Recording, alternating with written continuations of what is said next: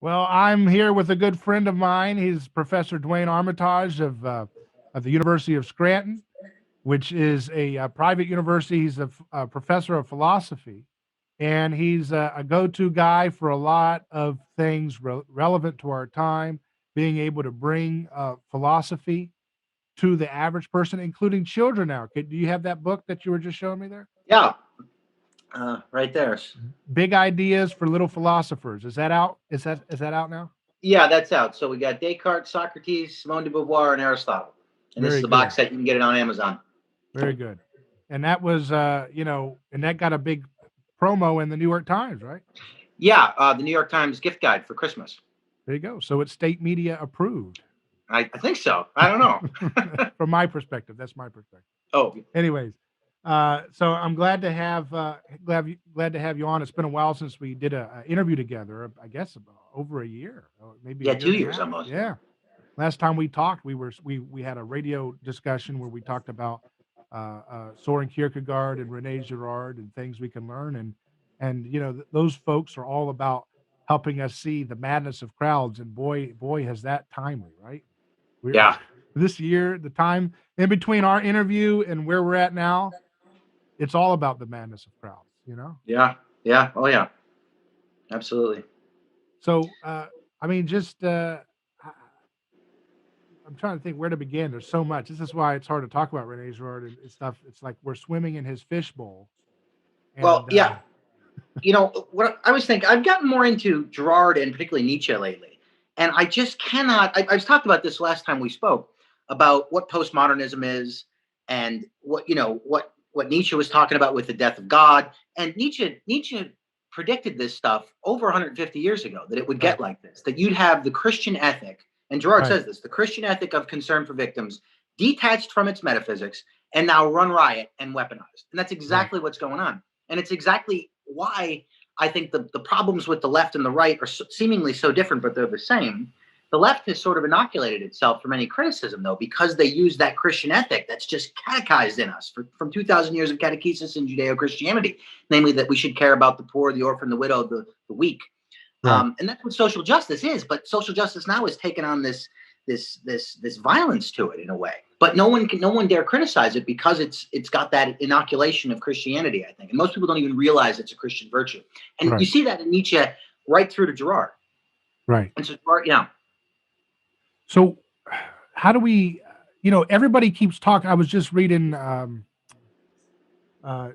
McWhorter, from Columbia University, and he did a Substack piece where he was talking about how anti-racism is this new religion that's very yes. aggressive, very dogmatic.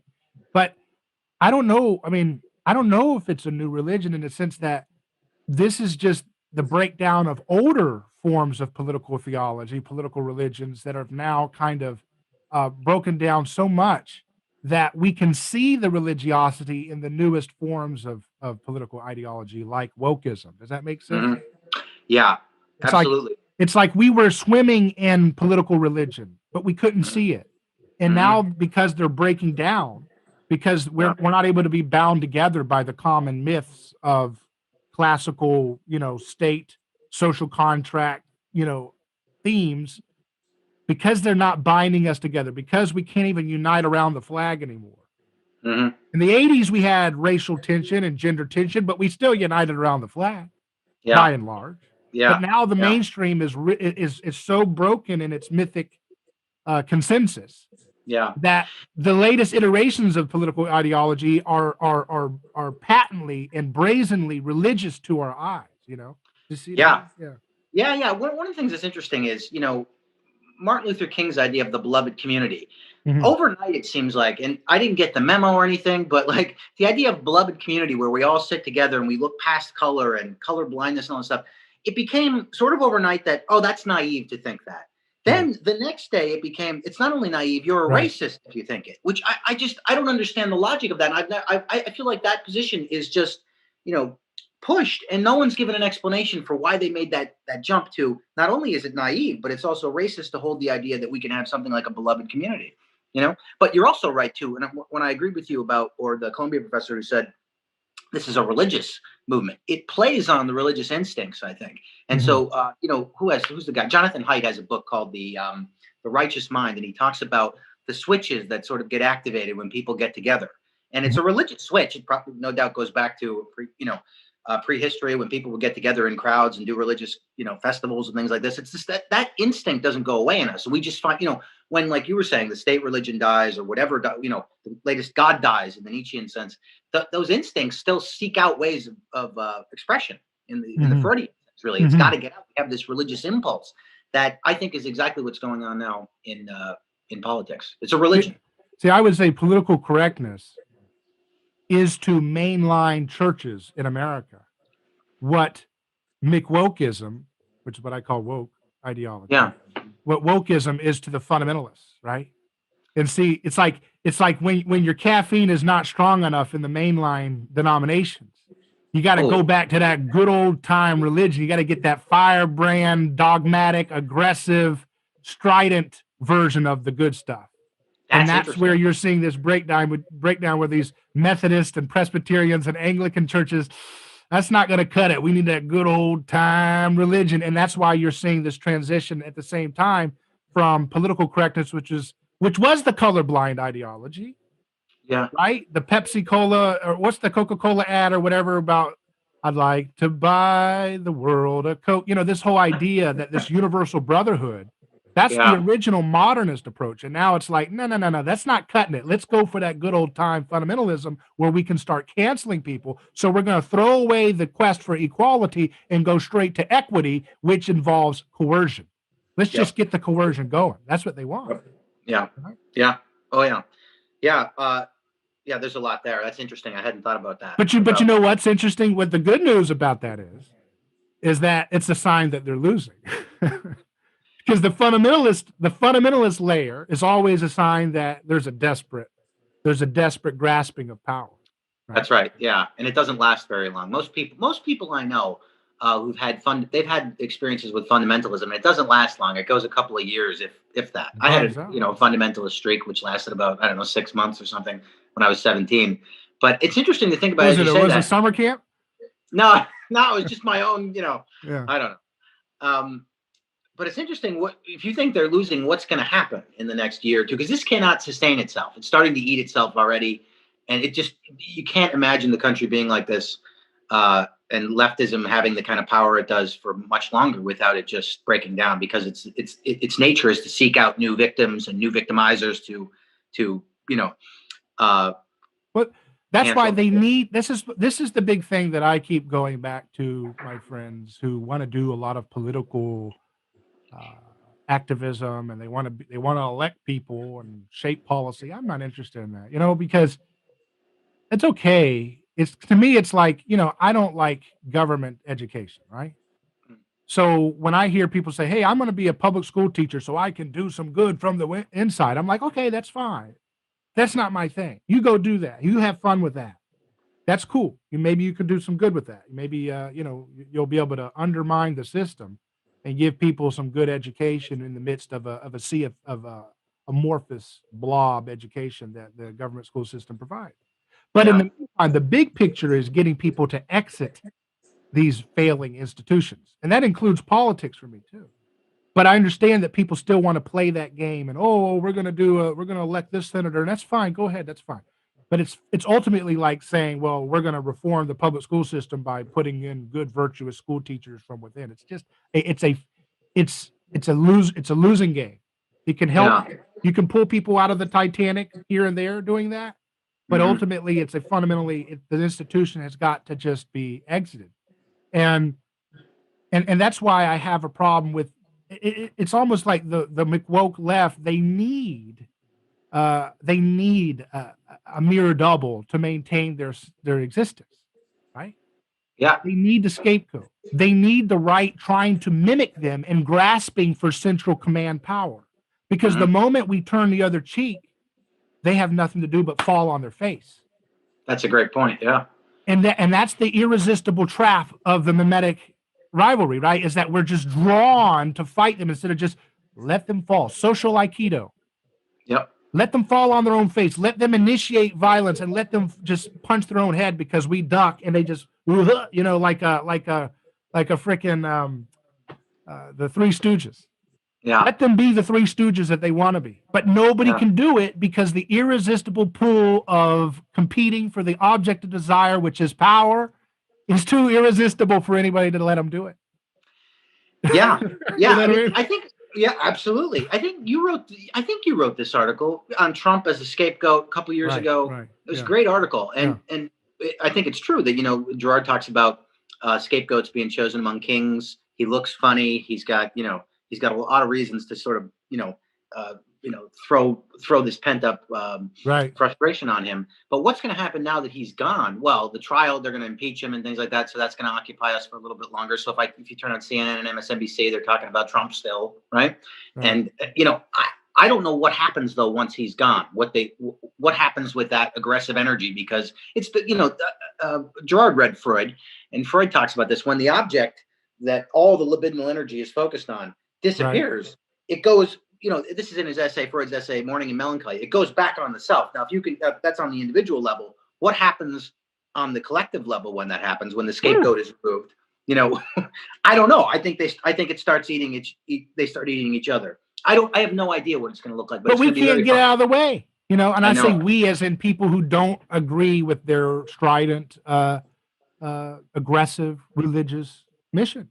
Yeah. Oh, yeah. So I'm not a conservative. I don't care about those labels, but it's like anybody who's not a part of that, for some reason, we can't leave them alone because it feels like fight or flight. What happens is they're so aggressive that people feel like, you know what? I want to be principled. I want to withdraw from the power game, but I have to because, David, you're naive. If we just allow them to run amok with power, they're going to destroy us. They're going to, censor our speech, take the gun, blah, blah, blah, blah, blah. We can't allow this kind of insanity. But we don't want to believe in faith in Jesus because Jesus says power made perfect in weakness. And we cannot accept that is something to do. We just can't accept it. We think it's stupid. We think it's a fool's game. We think it's a fool's errand, that Jesus was just joking, or that he didn't intend that to apply to our politics when everything about Jesus was about politics. That is a great point. Yep. Yeah. I think you're right. And the faith issue, there's a great line when I think it's Peter in 1st or 2nd Peter when he's talking about why you should not retaliate when you're persecuted. And he says you have to leave it up to the one who judges justly. In other words, you have to leave this up to something higher than you, or that it's not in our power to have a revolution and change the world like that. We have to have, the kingdom of God is something different than that. What were you just saying? You also made a good point about, I lost it. I forget circle back to what you were just saying there for a second. It'll come back. Anyway. Yeah, it does that to me too. I know what I was going to say. Yeah. So I didn't vote in this last election in 2020. Well, you're part of the problem, right? Yeah. Well, I can't believe it's almost worse. The kind of, flack I've received from not voting. It's almost worse. You're hated by everybody then. I had students now I just say at the beginning of class, though, I didn't vote. You can hate me if you want. They get all angry and stuff. Colleagues angry with me because I didn't vote, just very, very bizarre. But, Well, we know why though, right? Because you didn't dip your finger in the guilt, Yeah. See, the whole thing is there was a crowd of people throwing stones. Yes. And Duane said, I'm not going to throw a stone on this issue, on this ritual. I'm not doing it. And they said, what are you doing? What are you doing? You've got to throw a stone at this team or that team. Which stone are you throwing? And you're like, I don't want to be involved in this. And they're like, but if you don't throw a stone, you're implying that we're the guilty. See, that's what they don't like. That's they want to create this feeling that there is a moral obfuscation which is purely undifferentiated, that we could just spread the guilt of this whole wicked system amongst pretty much everybody because we all got our hands dirty by voting for a lesser of evil. And we just can't agree on who the lesser of evil is. But at the same time, we all played the game. And when you don't play the game, that pisses off the people who depend on that moral obfuscation to feel good about their deed. Right. And what's the game? The game is, oversimplified here, but it's scapegoating. We have to be a part of a community that hates somebody. At least that's what's going on. That's why it's very tribal and very religious in this primitive sense. Both political parties. That if you don't hate somebody, it's not good enough. There's something wrong if you're not hateful of Trump or hateful of Joe Biden or whatever it is on the left. If you refuse hatred, it's almost worse in a way. You know, and this is Girard's insight too, that social cohesion is formed in violence and in hatred. I mean, Christianity is, and Judaism and Christianity are reversals of this, but that's still a powerful drive that we have, that the social bonding and the social cohesion people can have. And I think it does fulfill the hole in us that's left over by the death of God. So, you know, Nietzsche talks about if we have a why, we can endure anyhow. Well, we don't have a why anymore. And this social justice stuff, or hatred of the left, hatred of the right, it gives us some sense of purpose. I mean, it's a quick fix and it won't last, but I think it does give people, you know, kind of meaning on tap, at least in the beginning of the whole thing. At least it you know, because people are, you know, nihilism is very, very powerful in America right now. And people, even if people, you know, wouldn't say they're nihilists, I think the existential threat of it is very powerful, and that's why this stuff that's why the tensions are rising so high. Hmm. So how do we tone that temperature down? You know? I don't know. I have no idea. I think I don't have any other answer. I think you asked me this when I was on the radio show. What do we do? And, you know, my answer is simply Christianity. I don't know any other way. You know, that's what I'm throwing in with. I think that's the correct worldview. I think it's the correct philosophy. I think it's the correct morality. As far as the politics and the way to go about this, I think American values, you know, Enlightenment values are good. They're not bad things. And I think the way America was structured is good. I think if we're getting away from this, like, for example, one of the things I'm interested now in learning is about critical race theory, because it's become so popular. And I was surprised that, you know, so I'm reading authors like Derek Bell, Kimberly Crenshaw, and one of the things they're going after is, you know, human rights and, you know, basic things. We just, you know, I can't believe people are going after this stuff. Math is a problem. Math too. Okay, I didn't know that. I mean, they're saying, so there's an argument that math is a white supremacist construct. That's interesting. I hadn't heard how. Okay, that's very Nietzschean, actually. I mean, Nietzsche thinks math is Christian and Platonist. You know, the idea that there's an abstract, intelligible realm. Actually, it's postmodern as well, because any intelligibility. This is really interesting. Any intelligibility for the postmodern is ipso facto exclusive and oppressive. And so you see this in, so what postmodernism really is the French reception of German thinkers like Heidegger and Nietzsche. The French thinkers, now Nietzsche and Heidegger had their own business for critiquing reason. Postmodernism is just a critique of reason. But when the French receive it, they say, yeah, we're not going to critique reason like Nietzsche thinks, because Nietzsche thinks reason just destroyed itself with the death of God, or for Heideggerian reasons, which are phenomenological, which say, well, reason can't encapsulate the world. No, the French say, we're going to critique reason. And by the French, I mean Jacques Derrida, Michel Foucault, Simone de Beauvoir, Jean-Paul Sartre. We're going to critique reason because it's marginalizing. So whenever you have categories or essences of things, whenever you make distinctions, that oppresses people, right? So truth, we can't have truth, because truth is oppressive, and that's what logocentrism is, or foul logocentrism. The logos, the idea of rationality itself being phallic or masculine. And then I'm not surprised that people are saying rationality is not only phallic, but white, or whatever race that, you know, whatever race can be scapegoated in that. Gravity is probably going to be considered sexist pretty soon, or racist. Yeah, and you know, it's funny that anything that's a boundary, you know, like I jump and I cannot keep flying. Therefore, white supremacy. Therefore, patriarchy. It's like you are angry at existence itself. You have a problem with the boundaries of existence itself, and ultimately you have a problem with death.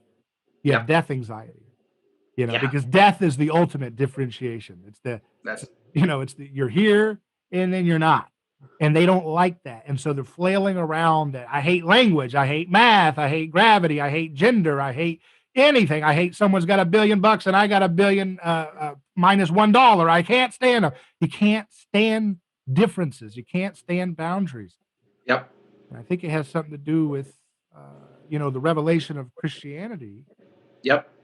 But it's a radicalization of that revelation that's trying to reinsert the pagan sacred, because I think, you know, I think this is something I've been trying to explain, and it's hard to articulate, so maybe, you know, it's always a practice to try to get it out, but it's basically this idea that, you know, Girard says that, you know, basically when you have a sea of sameness, when people are competing and you know, losing their sense of self, that someone can stand out arbitrarily in that sea of sameness and they become the target of blame and sacrifice, right? Yeah. And so it's that moment of differentiation which can be the occasion for violence and oppression, right? Yeah. And what the left and this whole, like you just said, the postmodern stuff, attacking boundaries, attacking truth claims. It's this visceral hatred of the moment of differentiation, Yep. which allows for the scapegoating to happen. But this is what the Christian says, and maybe you can correct it, is that the Christian says, yes, differentiation can be an occasion for violence, but it doesn't have to be inherently so. Right. But we can redeem, we can have a redeemed differentiation. Mm-hmm. We can have differences in gender without screwing over one gender. Right. We can have differences of wealth without screwing over the people who don't have as much. And there's this sense in which we're becoming aware of the scapegoat mechanism because of 2,000 years of the gospel's infection into our sense making, but it's just going off the rails. It's going off the rails. You brought up something really important, and I wanted to talk about that, namely the Girard versus the postmodern theory about where violence comes from. Because, as I was saying, French reception of German philosophy is really postmodernism, and it happens after World War II. People are saying, what the hell happened after World War II? What's the cause of violence? The French answer, the postmodern answer is it's reason, that is categories of thought. It's essentialism, basically, or it's differentiation. Girard says, like you said, yeah, differences can be the cause of violence, but sameness is much more dangerous. As you break down boundaries, as you level everything out democratically. And this goes back to Girard's reading of de Tocqueville, who said, you got to watch when you start toppling hierarchies, because then mediation moves from external mediation to internal mediation. Right. These are technical terms in Girard, which means now I think I have a shot at that. And now if somebody's the same as me, they're in my way, they're my rival. And so the big thesis of Girard, and I think he's right about this, is that violence doesn't come from necessarily categorization, differentiation. It's actually sameness. And then when everything starts getting, this mimetic snowball of sameness, that's when violence gets crazy, because we start looking for anyone who's different in any way. And then that's when the scapegoating happens. So I think that's the interesting part about Girard, is that sameness is the problem here, and everything wants to be leveled out. But what's interesting too is, I just want to add this as a kind of anecdote. I was surprised that, in academia is really peppered with Marxism. It's saturated with Marxism, particularly among colleagues. Mm-hmm. And, everybody's for, the weak and the marginalized, and wants everything level, and wants, however, Girard talks about this, that you wouldn't believe the seemingly arbitrary distinctions that are made among academics. So with my colleagues, there's always ways in which you can make distinctions from, we're different from the sort of rabble. The point you were making about Walmart, that I think, strange that the left so identifies with, seemingly the poor, the orphan, the widow, whatever, but then doesn't want anything to do with them. So it's like this idea of loving humanity, but not actually human beings. And so, I don't know, just the kind of arbitrary ways people make distinctions, whether, what kind of beer you're drinking now. We're different because the plebs drink Coors Light and I drink craft beer, whatever nonsense it is right now. Those are artificial differentiation. They're still trying to keep the hierarchy in place. Exactly. They're smuggling it in through different ways. Yeah. Exactly. Dishonestly too. And I'm not even sure it's conscious, but they still have to keep the kind of, we're above these people, even though we vote in a way that, seemingly is in their interest, I think. And I think that's the religious aspect, that it gives people, I think people really do have this impulse. And this is the kind of maybe saving grace in the whole thing, that we have a religious impulse. And I think this religious impulse has now been channeled politically. And people think that, and it's a kind of Gnosticism, where you just hold the right, beliefs, and you're somehow liberated and enlightened, right? So if you're a Democrat or if you're a Republican, I see it more on the left, to be honest. Yeah. That if we hold these basic virtues, we don't have to act anyway. We just have to think this, and then we're somehow saved. Well, America was founded on a myth of revolutionary spirit, right? And so now there's a new revolutionary spirit that's trying to supplant the original revolutionary spirit. It's a war, 1619 versus 1776. One was the original revolutionary spirit that kind of gave us our liberalism and our Enlightenment values, and now the 1619 is saying, no, we're challenging your founding myth. Your founding myth of a social contract was a conspiracy. It was a conspiracy to suppress, and now we're going to reveal the true myth, the new founding origins of your whole society, and it was all a conspiracy of oppression, all an attempt to suppress and black out some people's voices and so forth, and just try to turn it into, it's always a black or white thing of binary. It's either good or bad. And you guys in the traditional American story, both on the left and the right, were on the same page of the myth of the founding. And now we can't handle that anymore. That's got to be totally revolutionarily overthrown. And so that's what Trump was. Trump was someone who was a heretic because he firmly believed in the original story of America, that America was, he wouldn't say an exceptional nation, but the best, right? The best. It was this something that needed to be, kind of, brought back into its full glory. So I call him kind of a Nietzsche style because he wanted the winners to return. The winners of history need to reclaim their winner's energy and let's kick some tail again. So that's why he would profane the sacred status of the White House by saying, "Hey, when I'm president, we should go and get the oil from Iraq, to pay back for what we did for them." And they're like, "No, stupid, you don't say that. You don't say that. There's no romance there. You want romance. You've got to romance the people if you want to sell them on a bloody war. You can't just say outright, I want to get the oil." That's like a crass guy at the bar, doesn't know charm, doesn't know, sophisticated language. You're just, "Oh, you want to hook up?" You can't say it like that, Donald. And that was the problem with him. It was his speech. His speech did not maintain the new myth, which is which was trying to supplant the old myth with this hyper victimism that we're here for the people and we're here for the spread of human rights in the Middle East, not to take their oil. And you're just crass and you're bringing in reality in your rhetoric because you're an amateur at statism, Donald. And that was the problem. He was a heretic that had to be purged because of his language, not his policies. His policies were pretty much the same. That's a great point. There's a lot there. I gotta think about that for a second because you nailed it. Yeah, it's people want to be lied to. They want the persona of the president. They want Barack Obama, who's very well spoken and but is doing the same kind of things. I mean, it's the same thing with the immigration policy. Nobody cared about it when it was under Obama because he didn't say it that way. He didn't say it in a vulgar way. And I think you're right. The other thing too, though, about Donald Trump, I think, is he had a very transparent presidency. I haven't seen Biden field questions yet, from any, I'm waiting for it. When is he? Trump was doing that, too much, I think, where he told us everything he was up to. People don't want that. They want the president to be this kind of figurehead, and they want a hard line appearance reality distinction. And I think that's what you're getting at. We want to be deluded by appearances and think, oops, oh yeah, we had to do that. We had to go in there, but we're really, like you said, concerned about the victims over there in the Middle East. We happen to get the oil. Oh yeah, sure. But we want that appearance reality distinction. And I think Trump tried to collapse that in a way, and it was just too much for people to bear, the reality of what American, I mean, think about this. Given how the media makes Trump out to be a monster beyond all, now they're trying to tie him to basically be an Osama bin Laden or something, And it's like, think about this for a second. Who killed more innocent lives in their foreign policy, Donald Trump or Barack Hussein Obama? Who did? Donald John Trump, Barack Hussein Obama. Yeah.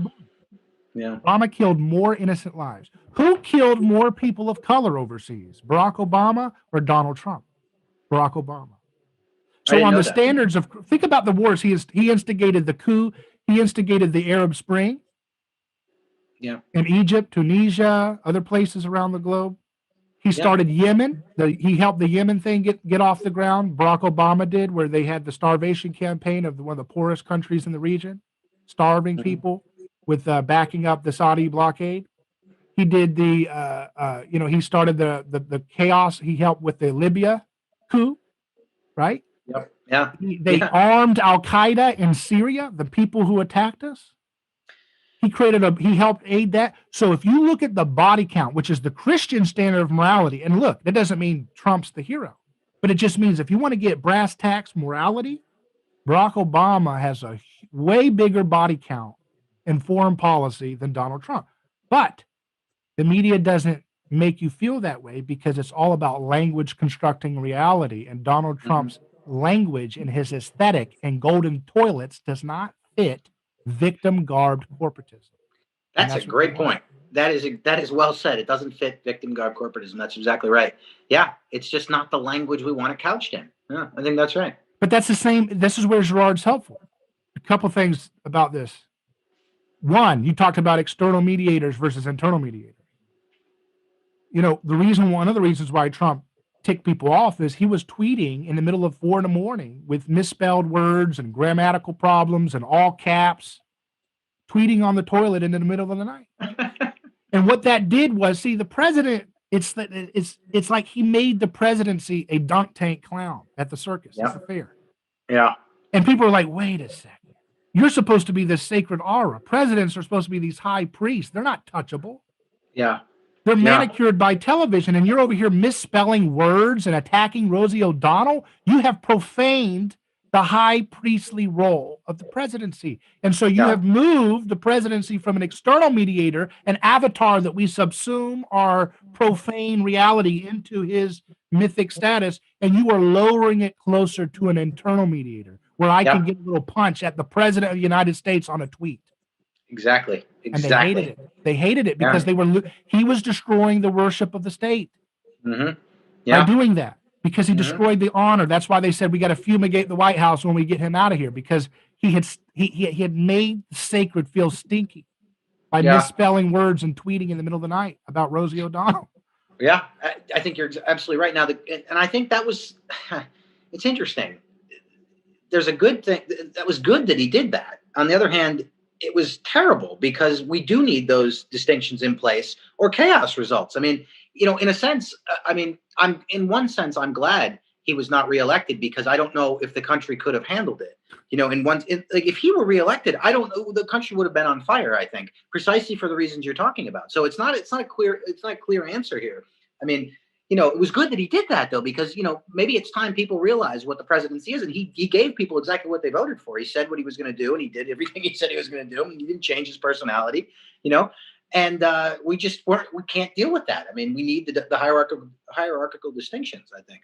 Well, he turned the lights off. He turned the lights on during our favorite movie in the cinema. Yeah. So suddenly, all of a sudden, their suspension of disbelief was broken up for a moment. Mm-hmm. And some people who were the edgy guys who mimetically, they're like, yeah, this is edgy. Guys, you're in a movie. And they're like, no, you guys are crazy cult worshipers of Trump. Yeah. And so what they wanted to do was turn that light back off so people could resume the movie and believe that the state was this Mickey Mouse enterprise that they want to make themselves out to be. Oh, we're only here to help the children. We're only here to help the oppressed. Yep. And like I said, Obama killed more innocent people around the globe than Trump. Obama deported more people than Trump. Obama is the one who built the cages that put kids in there. And now they call them, with Biden, the stupid media comes out and, it's now called overflow detention center. Oh, give me a break. You guys are so pathetic. We see right through it. But the cat's out of the bag. Most people are like, wait a second, you turned off the lights, but I know this is a movie now.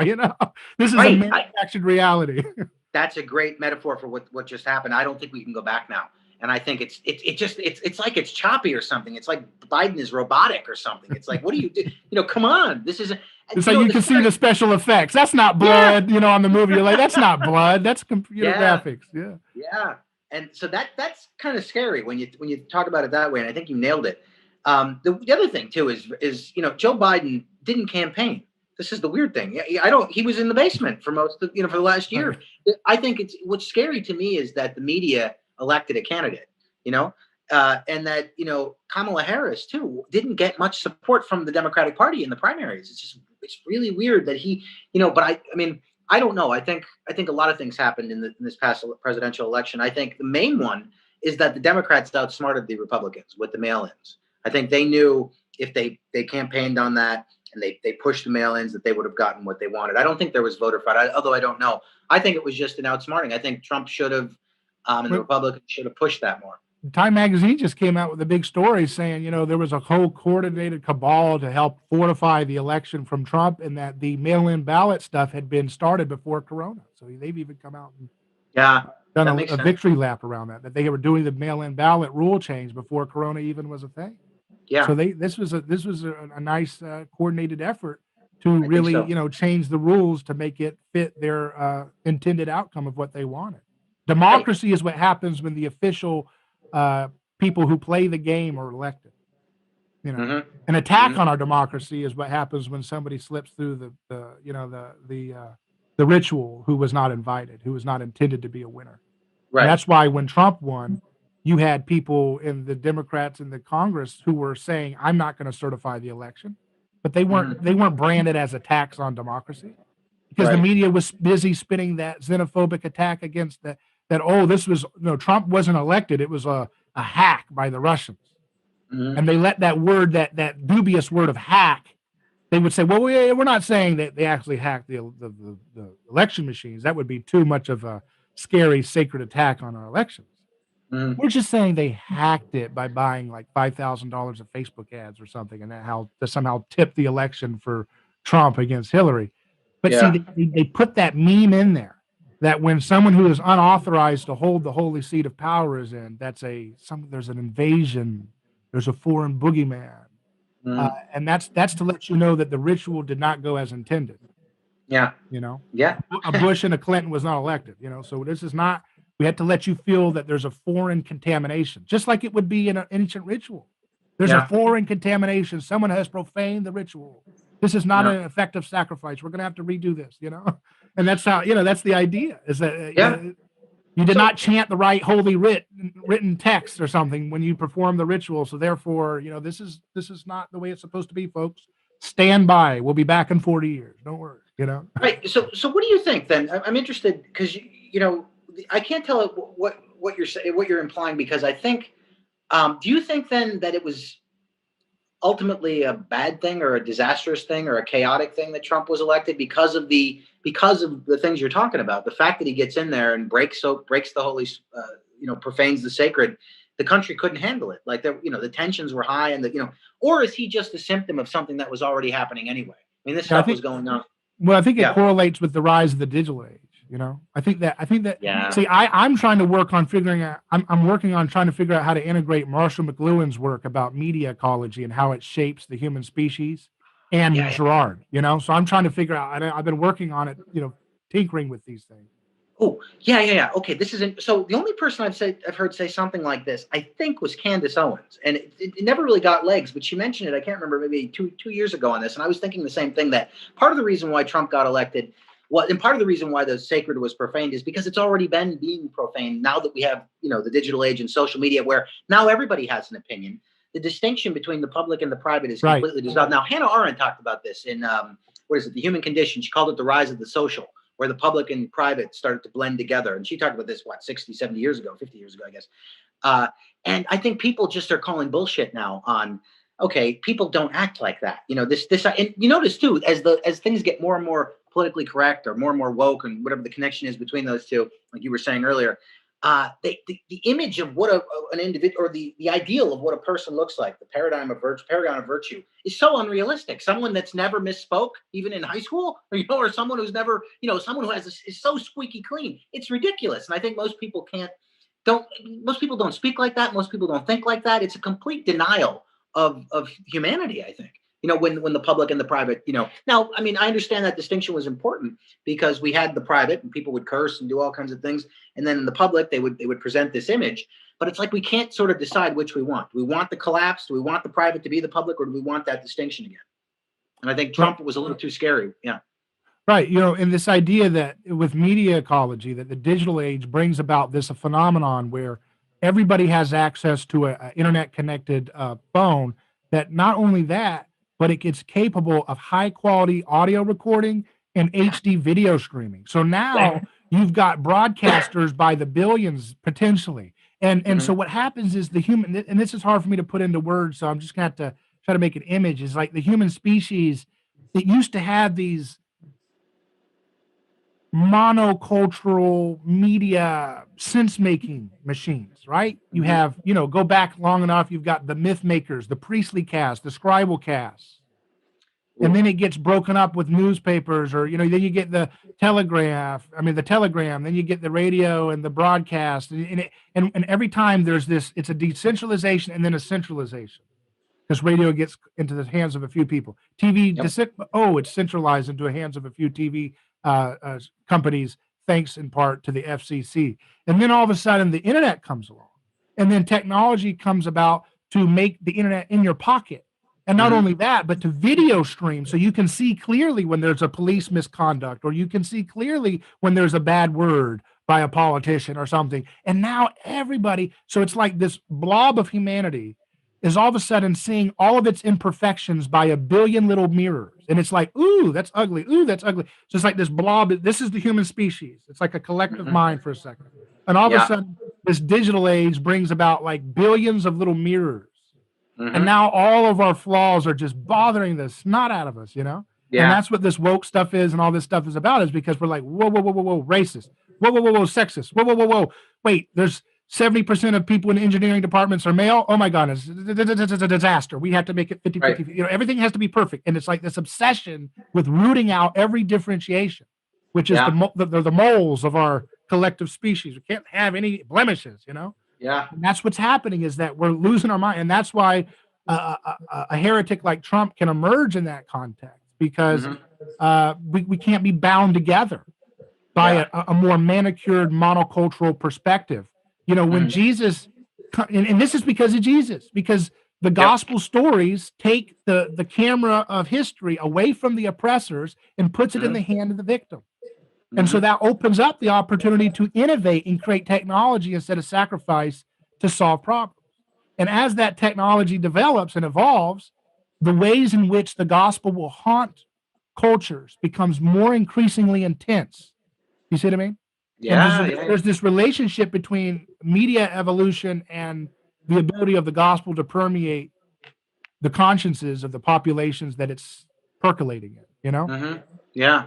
Oh, yeah. And that's why we're in this weird mess where everything is, they're trying to batten down the hatches, or so that, you know, whatever that word is, they're trying to clamp it down and say unauthorized, delete this person, delete that person, take this Twitter down, take Parler down, take this down. They're trying to control, because they're trying to keep that TV era mentality back. They're trying to revivify that TV, you know, control of reality back in, and it's just not going to work.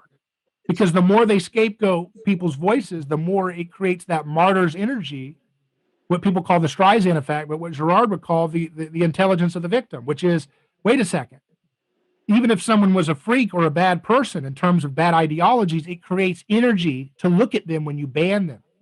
Yeah, that's right. Because Christ was crucified outside the camp, and ever since then, we're haunted by the idea, if you take someone outside the camp and say not allowed, we're excited to go see what it looks like, because we're haunted by the idea that, you know, Christ is among us, so to speak, that there's this, that the power is found outside the camp. So when you ban people, it backfires, and it makes people who have bad ideas have a better hearing. That's a great point. Yeah. Oh, yeah. It's interesting too. There's a lot. You said a lot there. I mean, you know, I don't know where to begin, but, you know, just going back to the kind of change you're talking about, this paradigm shift that happened with technology. It's kind of like the analogy. The last time something like this happened was the Reformation, where the printing press came about and everybody was literate all of a sudden and reading the scriptures for themselves. You look at the difference between Catholicism and Protestantism. It really is a illiterate culture, right, versus literate culture. And the whole thing changes. You have people in big hats reading books, and they're, you know, then all of a sudden everybody can read it. Totally changes everything. Now with the smartphone, there's something like that again. You know, there's I think he's a Jesuit philosopher named Walter Ong, and he talks about the differences between a written culture or a literate culture and an oral culture. You know, and the hierarchy is maintained much better in an illiterate culture, because there's distinctions. Once you have the printing press, you know, hierarchy sort of gets dissolved in the Protestant church because everybody can read it. Now, this is another kind of dissolution of differences and hierarchy, again, with this digital age, like what you were talking about, where there's all these, you know, people can record everything. You have access to everything. Everybody has a voice. This is changing probably the brain in ways that we're not even going to be aware of for, you know, hundreds of years from now. The kind of, you know, bombshell the digital age brought in, I think. But you're absolutely right, too, about what you're saying about the victim outside the camp, and, you know, the voice that's given to the marginalized, however, even if they're marginalized for being marginal, or for marginalizing themselves. Or if they're a bad guy with bad ideology, you know, I mean, right. It creates martyr. I call it martyr's energy, or martyr's purge. Everybody wants the martyr's purge. Yep. And when they call it the cathedral, some people, or they call it the, you know, I call it victimism, like Girard does, or whatever you want to call this neoliberal corporatism, which is the establishment narrative. Every time they say, hey, expel Parler, people are like, hey, why? Wait a second. What is it about Parler? And because we're haunted by the cross. The cross is this story that is just breaking our imagination and breaking our conscience, breaking our heart. And so whenever we see something expelled, we say, was that Charles Manson, or was it a Christ? Right? And we're suspicious of the narratives of expulsion now. This is exactly what Jesus said would happen. He said, mother will hate daughter and daughter will hate this. Your unity is going to fall apart because you're going to understand part of what I'm doing, but you won't want to repent of the violence. And that's where we're at today, because we're haunted by our violence, you know? Yeah. People that vote for Biden, they knowingly voted for a man with 50 years of locking up people of color for his own political gain, and that bothers them in their heart. It bothers them on a visceral, subconscious level. It bothers them because they know that they're partaking and perpetuating the same oppressive behaviors that have happened for so long. But they have to quarantine that guilt. They have to say, but I'm doing it in the name of protecting the man who says horrible things. And here's where Girard comes back, because it's all about words. And like you said, this postmodern obsession with language constructing reality, this is just an evolution of myth. Because myth was this idea that if we tell the story, it justifies violence. The symbol hides the violence, right? And so today, our postmodern language codes are that vestige, a broken vestige, a Christ-haunted vestige, but a vestige of trying to contain the reality of vulgar violence within language. And so before, you would say, we got to rip the heart out of this peasant because Odin demands it. Let's do the priestly thing. Here comes the priest. Bam, there goes the heart. It's okay. It's okay. Don't get upset. It's what Odin demands. No, it's what the crowd demands, and you projected it into the sky and called it Odin. And the same for now. We have to protect democracy from Trump. Well, that's language. All you're doing is putting symbols out. And all you're doing is justifying allowing the same crooks to hurt and oppress innocent people, but you did it because Odin demands you to do it because a monster will get you if you don't. This is the same crap. It's just now desacralized. You know? Oh, yeah. There's a lot there again, man. One of the things that's interesting about postmodernism is the attack on science, and because it comes with an attack on reason, attack on the idea that the world isn't ordered in a particular way. And one of the things Girard and Nietzsche both agree on is that looking in nature for intelligibility and causality is a Christian idea. It comes from Girard has the idea that once we stop blaming people for causing the plague or doing this, we can begin to do science. Nietzsche thinks looking at the world as if it's designed, as if it's intelligible, as if it's ordered, is a Christian idea. And the strange thing is, for Nietzsche, the bizarre thing is that the will to truth in science led to Darwin and led to all the innovations of modern science, which led to the death of God. And what scientists, so it's interesting, maybe 10 years ago, remember when, now you don't even hear these guys, they're on the other side, Dawkins, Hitchens is dead, Sam Harris, these guys, the new atheists, they were big maybe 10 years ago. Now these guys are on the other side because the idea, scientific people are over science now. They're over this idea. They don't give a shit what science has to say if it doesn't fit what you're talking about, if it doesn't fit the myth. And because we're very much committed to this idea that language constructs reality in the mythical way you're talking about. It's an excellent observation, I think. What do you mean that Dawkins is over science? I mean, I know. What do you mean? Flesh that out. No, those types like that. I just mean when the world was much stabler back then, 10 years ago, whereas people were really. We didn't have smartphones yet. We still had flip phones. Right. Whereas people were interested in evolutionary psychology, evolutionary biology, all these things, things that categorize the world and make distinctions. Now, I mean, if you look at the science on some of the stuff you're talking about, like there's research for the last 70 years or something about the differences between men and women, right, in personality and what accounts for disparities in STEM and things like this. But nobody wants to talk about that.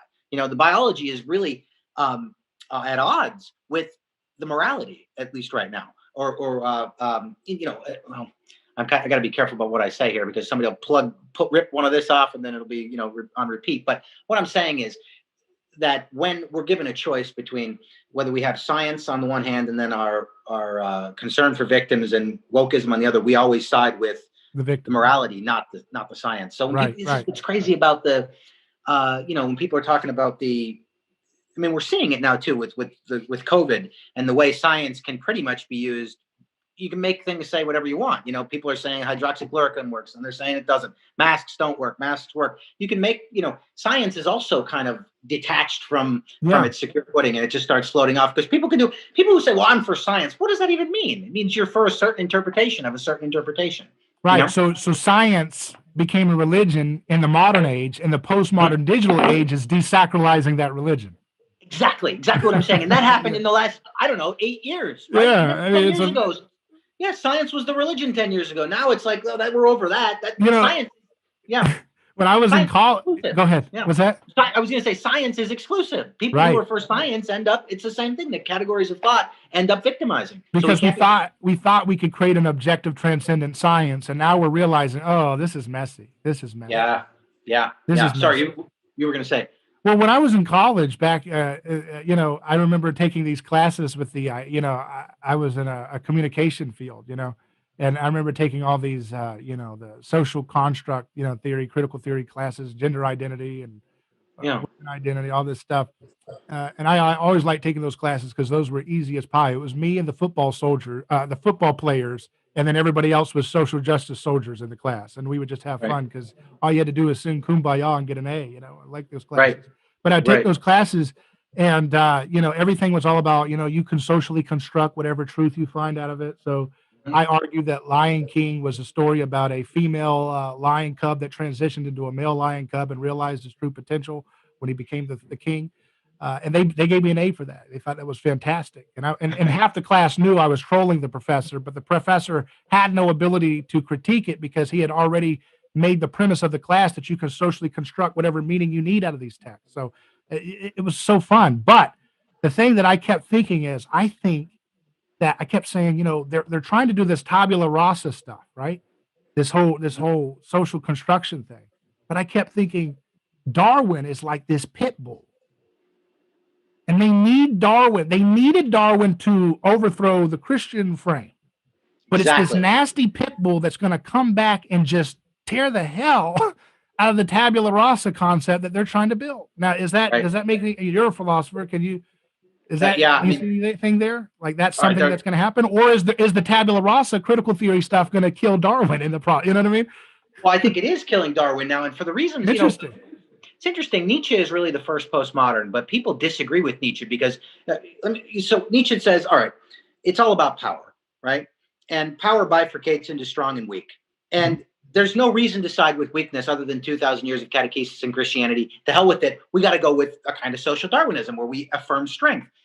The interesting thing, though, is that people don't see what's implied in Nietzsche is a kind of hierarchy in nature and a kind of hierarchy in the animal kingdom, that there are distinctions in nature. I mean, Nietzsche would say, look, there are some people, nature naturally does this. It just biologically determines to some extent, some people are better looking, some people are more athletic, some people are smarter, some people are more clever. This is just, it's not all social, and Nietzsche thinks that nature is really unequal. And what his critique of Christianity is, now when he's critiquing Christianity, I think he's critiquing a sort of bastardized version of it that you coincidentally find in leftism now. But it's the idea that wants to abolish all differences because we don't like that there's inequality in nature. Right.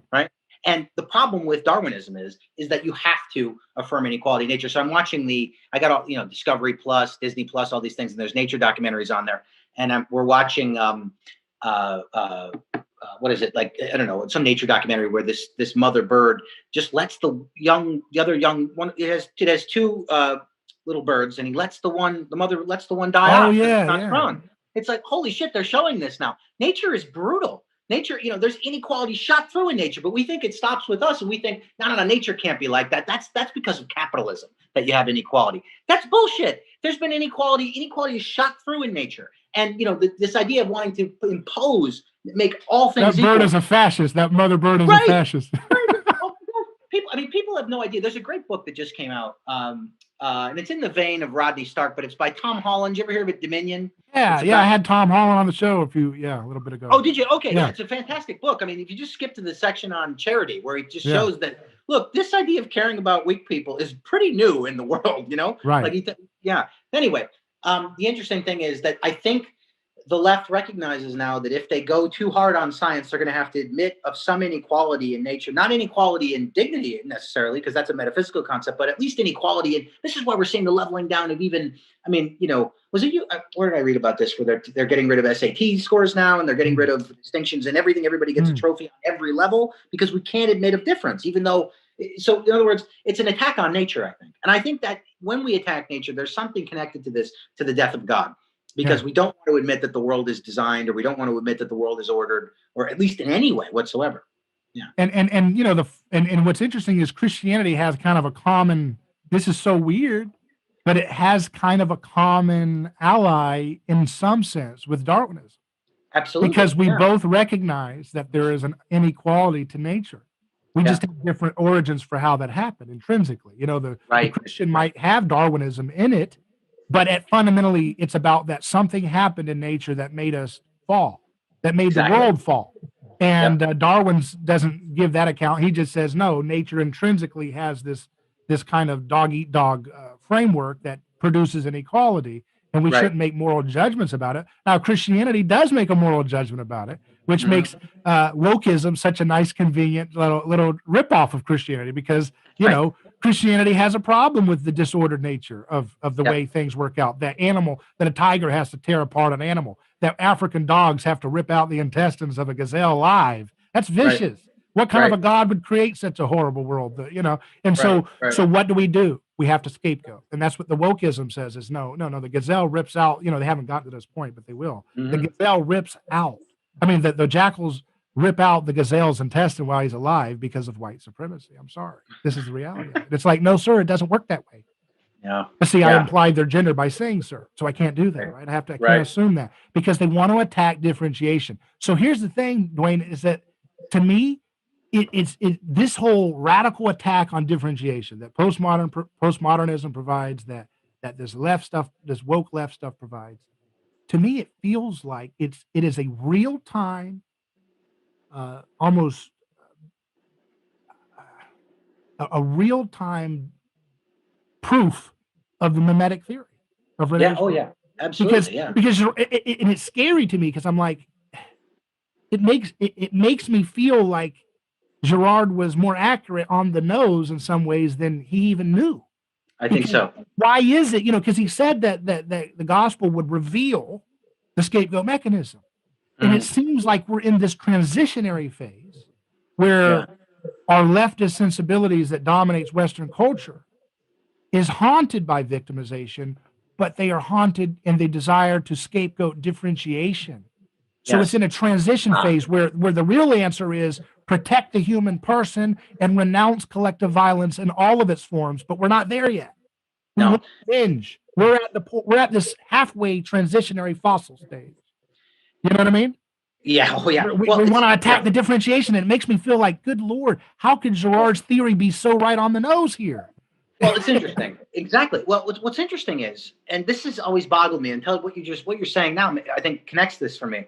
Why is it that, you know, when I'm talking to someone on the left or on the right, or on the left, let's say, that I can't just say I'm against racism, but I don't accept the metaphysics that you're saying, that critical race theory is true, or that everybody's a racist, or that, you know, there's systemic racism, things like this, the metaphysics that go with that. Why isn't it enough that we can agree on the ethics? Why can't I say, of course I'm against white supremacy, or the idea that one race is better? I'm against racism.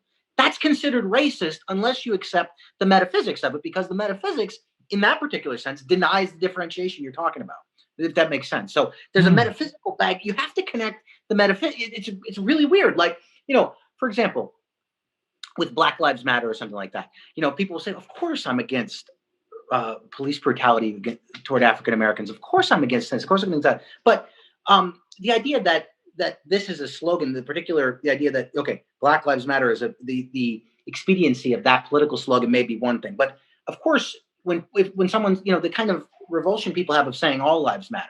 Now, I'm not saying that one is better than the other in a political sense, but if you can't even say all lives matter as a philosophical claim, then that's sort of ridiculous, because of course all lives matter too. You know what I mean? But you can't even say that because people are so wary of, you're not accepting the right metaphysics along with that, if that makes sense. Mm-hmm. And so I'm against racism. I'm against police brutality toward African Americans. However, I don't know that I buy the postmodern ideology. Why do I have to swallow the postmodern metaphysics and the postmodern ideology along with the morality? I agree with the morality. The morality against victimization is Christian, and I'm a Christian, if that makes sense. And ultimately, though, they are institutionalizing a white supremacy framework by which old dead white Europeans are the ones that you can only think your thoughts through their prism, which is kind of a white supremacist framework to begin with, right? These postmodern, you can only accept oppression issues through the frame of dead old white Europeans. So that is a Right. kind of a supremacy of as well, because you're Right. saying if you want to be authentically in the Black community, you have to accept these postmodern dead old white Europeans' frame of reality. This is where we get critical theory derived from. Yeah. They're the ones that are holding supreme, and you're Right. forcing everybody else of all different backgrounds to be subsumed and submit their minds and their mouths to their old ideas and their old hegemonic frameworks that are now becoming more and more powerful, right? Right. That's a form Why of do we? supremacy, isn't it? Absolutely, because it relies too heavily, in my opinion, on tribalism and that kind of and identity politics. And I just Yeah. don't agree. I mean, again, this goes back to postmodernism. The world is understood in terms of power, and power bifurcates into groups. You know, you have groups strong and weak, and that's Mhm. tribalism in a certain sense, or it's not too far from tribalism. I just don't accept that metaphysics. I Right. agree with some of the ethics, but of course, most people would agree with the ethics. That no, you know, I don't know. I've never encountered anybody. But their Even on ethics the are left. not really their ethics. They always go for vengeance. They don't even go for Well, that reconciliation or kindness or mercy or forgiveness. It's all Right. about vengeance. So their ethics are Oh. awful too. At least That's a good the point, the yeah. ones who are honest about it. You Yeah. know, they Yeah, don't. They no, want but- equity. Equity means you've got to put punishment on you. You can't just be equal. You can't just make two people can't just make $50 an hour each. Mhm. You got to go down to $25 while this person gets 50. Right. That's Right. the idea, is that you need to pay. You need to have payment because people who look like you did things that were bad. Yeah. And Yeah. and there's a truth to this, right? Because there is, my friend John was saying this the other day, is that there is a truth to the left critique that when you have these oppressive institutions of segregation and slavery, these different things, that there are psychological wounds and pain that are baked into collective identities generations Absolutely. afterwards. We can recognize that, and that's the mistake that conservatives and conservative Inc. tend to make, is that Mhm. they don't acknowledge that there is a kind of collective carry through of the Of course. pain and psychological trauma that comes with these identities, and being told that, yes, my ancestors were treated that way, and Mhm. I look like them, and you can see it built into as an afterglow of that. Yes. And Right. so see, that's what I'm saying. And it's kind of with your thought that we can have that conversation, Right. but we Right. don't Exactly. have to root it in a quest for vengeance. Right. Exactly. And that's where they Exactly. can't go with us. They can't let us have that Christian, let's have mercy and reconciliation. Let's have grace, Mhm. because Yeah. they want to artificially construct history in a way in which, you are irredeemably oppressor. But tell that to my ancestors who were Polish, who were being enslaved by North African pirates. Right. They weren't This- always irredeemably oppressors. It's bullcrap. It's Right. stupid mythology. And you know what it's all about? It's all about hiding the guilt of humanity for the scapegoat mechanism. We have to quarantine it into this institution, not Well said. into the human heart. That's well said. Exactly that last line, because that's essentially the upshot of the first essay in Nietzsche's genealogy, is that human beings are cruel beings and they hide it under these guises of justice. And Right. what is, I mean, when you mete out justice and you take Right. pleasure in hurting another person, that's cruelty. If you're taking pleasure in causing another person pain, that's the definition of cruelty. And if Right. we case it in, well, that person's a victimizer, and we can exculpate ourselves from having to bear the guilt of what you're talking about. Exactly. But you're right. Absolutely. That's where I part ways on the vengeance and the punishment and the kind of like the idea that now what's interesting too, Nietzsche has a great psychological observation. I don't know what you want to do with this, but he thinks that hatred has its root in weakness. It has biologically, we feel threatened. People are feeling threatened. They feel weak, and so they hate. And this is why Nietzsche Is that was where he against gets that hate. resentment, or how do you say Yeah, that? resentment. Yeah, exactly. Resentment or ressentiment, because the German didn't have that kind of refeeling where we hold on to it, because this is why Nietzsche was against hatred, because it just kept you in a perpetual state of weakness. And this is why he hated Christianity, hated in equivocal sense, obviously, hated Christianity because he thought it made people continually resentful. And he didn't understand that there was something like real agape or real mercy or real compassion. But his critique of Christianity is a great critique, I think, of a false sense of Christianity that we happen to find in Marxism, or in postmodernism, which is a kind of neo-Marxism, which takes that victim ethic, weaponizes it, and uses it for vengeance. And it's the fault, I think Jordan Peterson talked about this as well, and Nietzsche too, that there's a kind of the biological root of this kind of compassion is the mother-infant dyad. And, everyone knows what happens when you get between a mother bear and her cubs. She tears you apart. And so that's the danger of putting compassion and mercy as the highest virtue without the Christian scaffolding, because you wind up in vengeance and violence. That's why Christianity only works is if you turn the other cheek, if you let yourself be crucified. Right. That's what the left, but the left is trying to position themselves as gods who, like the mother bear god, will protect all of its little cubs who've been picked on. So they're trying to turn other races into their children. Like, don't you pick on my child. It's like, that's not your child. Get your hands off, you freak. You know what I mean? These are sovereign individuals. In the name of God, get your nasty, grubby hands off this sovereign adult. That's what I'm tired of this left crap for, because they're so freaking arrogant and they're so freaking self-righteous in the way they treat other people of different races. Like, you're my little children. Get your freaking grubby, overreaching, overbearing, little arrogant mindset off of other people and their experiences. And they want to, and they're nastiest to people from like Black community who don't subscribe to their ideology. It's like, for example, if you're a person who is a Black person who is outspoken about libertarianism or independent political thought or mild, moderate liberalism or whatever, you are anathema to them. They will treat you with the most vitriolic hatred ever because they can't handle it. It's like you're like it's like the equivalent of the old times, ancient times, where someone comes about and they're a trickster.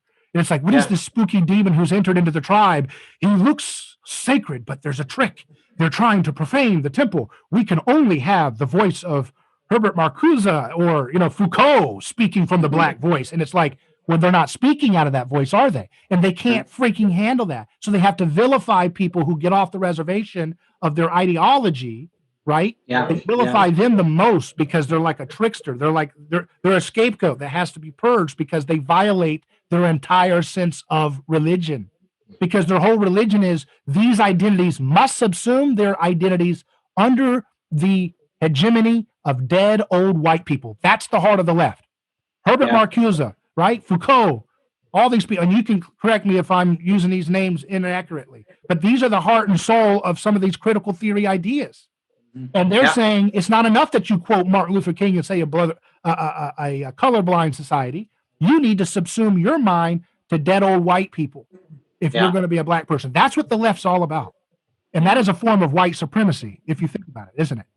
Yeah, I mean, because they're saying you cannot articulate your voice as a Black person unless you submit to the mental constructs of white people who we take our critical theory ideas from. Yeah, and absolutely. And the strange thing is, I got into reading some and listening to Black conservatives because I thought, well, okay, I'm going to take seriously this idea that we need to listen to Black voices and African American voices, and there are plenty on both sides. And I want to see what they have to say. So what I do in my postmodernism class is I put these thinkers in dialogues. Listen to them. Actually, this strange. We've lost the virtue of listening and talking to people we disagree with. And I don't even think the strange thing is the left hasn't even listened to people on the right who have different ideas, like Thomas Sowell, Larry Elder, Candace Owens. These are very intelligent people, and they have something to say. And by the very standard of we need to listen to Pete the other's voice, or we need to listen to Pete the oppressed voice. Well, let's see what they have to say. Or are they thinking that all people of a certain race or all people of a certain gender think alike, which is absurd. There's much more difference within a group than between groups, strangely. So I mean, there's a lot of different voices, and that's why they tried to, these people who say they're all about, protecting people from being otherized. Well, they sure do otherize voices like Zora Neale Hurston.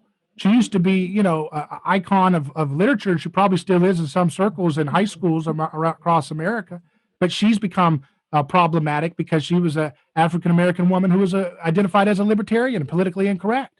You know what I mean? So she's like kind of, let's kind of like forget about those voices. Oh yeah, because it's convenient because it doesn't give you power, which is what they want.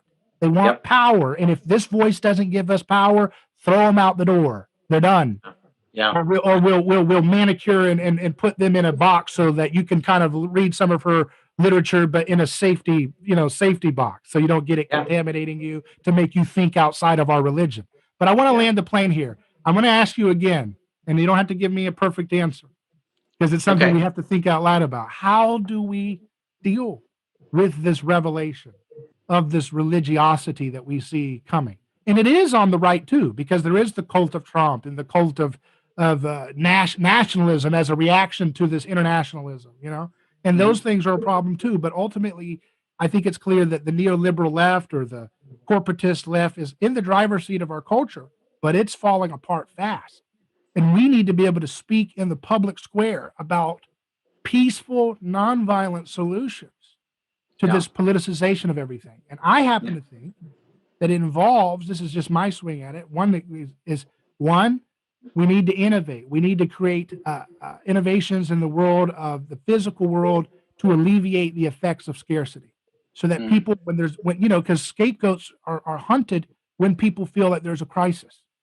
And if people don't feel like there's an ability to have an expanding pie, they're more likely to look to scapegoat a person, a politician, a nation with a war, or a people group who have been oppressors or whatever. And so we have to create abundance and wealth in the physical world, not just digital websites. And the second, Peter Thiel is known for saying that we need to innovate in the world of atoms, not just the world of bits, to alleviate the effects of scarcity so that we lessen the temperature for boiled hot scapegoating energy. And number two, this is my stab at it, is that we need to tell the victim stories. Yeah. Because that's what the Gospels do.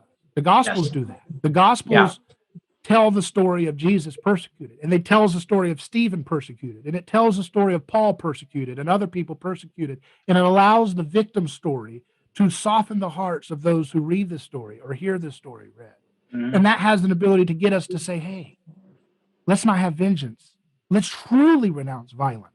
Let's have mercy. Let's have reconciliation. Let's acknowledge the pain. Let's acknowledge the injustices. Some of it is social, but some of it is intrinsic. Sometimes accidents happen and we get burned. And if I was disfigured with the burn, that's a horrible thing because that will hurt my ability to connect with people who will treat me as an other. And that's what Christianity does, is we acknowledge in solidarity that exists. Right. But we cannot then say, let's burn other people as a vengeance to balance out the equity of my burnt face in relationship to my neighbor who has other advantages because their face wasn't burned in a fire. You see? Right.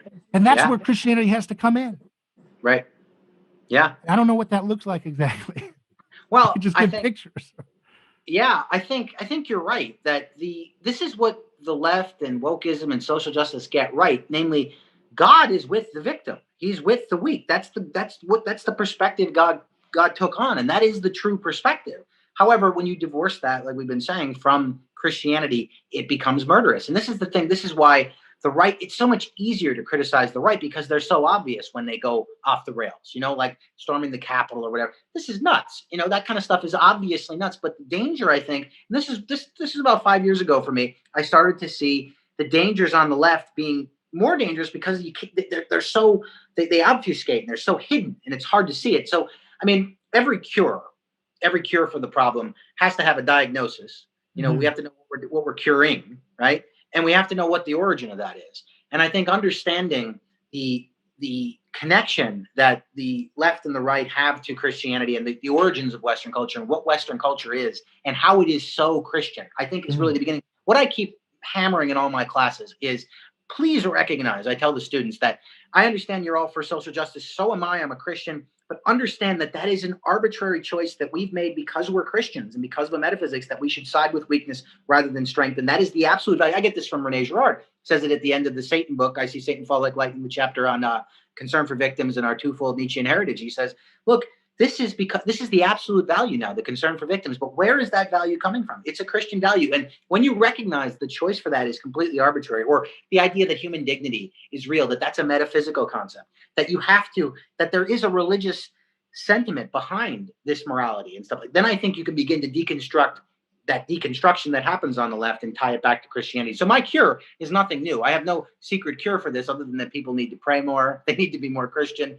They need to come back to our roots in Western culture, because the fragmenting happened with the death of God and with the collapse of Christianity. Now, what that's going to look like, I don't know, but I think it has to be a return to the original. I don't agree, or I'm not convinced by a lot of Christian authors like Alistair McIntyre talk about the Benedict option, where people just form these small, kind of underground communities and things like that. I don't know. Maybe that'll work. I know people are doing it. I worry that just increases tribalism and just increases us versus them. I think people just need to be more outspoken about Christianity, like Dr. King, and be nonviolent. And apply it, and don't be afraid to truly actually apply it to political stuff, because that's where everybody gets messed up. Right. That's the thing. None of this stuff, it goes back to, none of this woke stuff would be here if the conservative Christian churches, the traditional Christian churches, had not become so wedded to empire in the first place. They embraced war. They embraced the Iraq War. The moral majority wanted to have a seat at the king's table. They wanted to be a power negotiator. And so they didn't represent the voice of the prophetic voice of the Lamb. And so therefore, people looked outside of the church for a voice of the Lamb, and they got it in new churches. And that's what's happening. That is so well said. I mean, I broke with the Republican Party in early 2000s because of the Iraq War, and I was a Democrat since then. And then the Democrats started getting nuts about 5-6 years ago. You're exactly right. I think you nailed it. I think people were sick of the hypocrisy on in Christianity. This Constantine Christianity of embracing empire, pro-police, without any option for listening to the voice of the marginalized, the ones who have been locked in prison for nonviolent crimes for their whole life. That's my antidote for the wokeism, is say, no, we're going to tell the victim story, but it's always going to be seasoned with the message of love, nonviolence. That means no initiation of aggression and no initiation of vengeance. Self-defense, but on an individual level. Yeah. I know that's tricky, because Girard says if you allow for self-defense, it always becomes a justification to initiate violence, because you can always say stuff like, well, language is violence, so therefore I can hit you because you're a Nazi because you said, I'm not for the freaking mass bomber Joe Biden or something. And they're like, what are you doing? It's weird. And so, it's tricky to even allow for some caveat like self-defense. But I do think that's the protection of differentiation, which is that you don't have a right to create this kind of pacifism by law in which people can be murdered or assaulted and there's no police to protect, or no self-defense mechanism for real physical violence. But the problem is that the state goes way beyond that and becomes an instrument of preemptive violence, preemptive coercion. So we're going to prevent you from using this drug because you could get high and break into someone's house. So we're going to lock everybody up and destroy families for generations. Or we're going to preempt you from selling raw milk because someone could get sick and who's got an immune compromisation and therefore they die. So therefore we're going to ban raw milk. And these little things, this baked in coercion into our society, it haunts us. It haunts us, and it makes us callous, and it makes us antisocial, and it makes us feel like, well, a mixture of being oppressed and being an oppressor. And so we're constantly trying to channel it into a church setting. And you go to the house of the church, you go to the house of Jesus, and you don't get anything from Jesus oftentimes. I mean, you do. I don't want to take away from it, but no one's talking about the anthropology of the Bible. And Jesus said he's the Son of Man more than he said he's the Son of God, which means we should be learning about how the Bible helps us see what humanity is all about. Why do we have conflict? Why do we have scapegoating? Why do we have envy? You should learn that in the church. You shouldn't just hear the theology of Jesus. That's why we have a disembodied church. That's why we have a church that says, yes, I'm for Jesus, but we're going to go to the Iraq War. That's not gospel. That's another gospel. And it has produced this mutant child, this angry child called wokeism, which is crying out for vengeance, and that's where we're at, and we've got to be able to heal it. We've got to be able to heal the situation. I mean, the one thing that Jesus laced in the prayer he gave us is forgive other people. Forgive us our trespasses as we forgive. This is the most important thing, is what you're talking about, is forgiveness. And forgiveness gets rid. It's nonviolent. It gets rid of vengeance. And it's still unpopular. Loving your enemy is still unpopular. Well, Professor Armitage, it's been a pleasure having you on. Do you have that other book that you've got coming out? Can we see that? No, I don't have a copy of it. Tell us the title. It's called Philosophy's Violence Sacred. It's with Michigan State University Press, the series in Mimetic Theory. People, if they're a member of Cover, already are getting it, but I didn't get a copy of it yet. And it comes out in April. But you just type in Duane Armitage in Amazon, and it comes up. And along with these baby books, they're a good gift for children. So, big ideas for doers. Yeah, I really appreciate what you're doing. This is a lot of fun. I think a lot of people are going to enjoy this. I enjoyed myself. These are great themes that we need to be chewing on a lot. Yeah. I have to go back and listen to this because you had a lot packed in there and what you were saying. So I only got to address maybe 10% of it because there was a lot of insights there. Well, Thank again, I really appreciate you coming on, and it's been a pleasure. Yeah. Okay. Thank you so much. Very good. Okay. Take care.